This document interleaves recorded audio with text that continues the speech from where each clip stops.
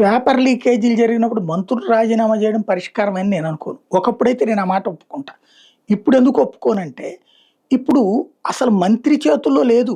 శాఖలన్నీ అధికారులే నడుపుతున్నారు. తప్పులు చేస్తోంది అధికారులే వాళ్ళ వ్యక్తిగత స్వార్థం కోసం.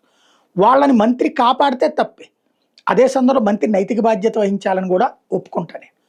నైతిక బాధ్యత వహించి రాజీనామా చేయకపోతే అతనికి నైతికత లేదని కూడా ఒప్పుకుంటా నేను. అయితే కాక్రోచ్ జనతా పార్టీ ఉద్యమం ఆ మేరకు చేస్తే తప్పులేదు.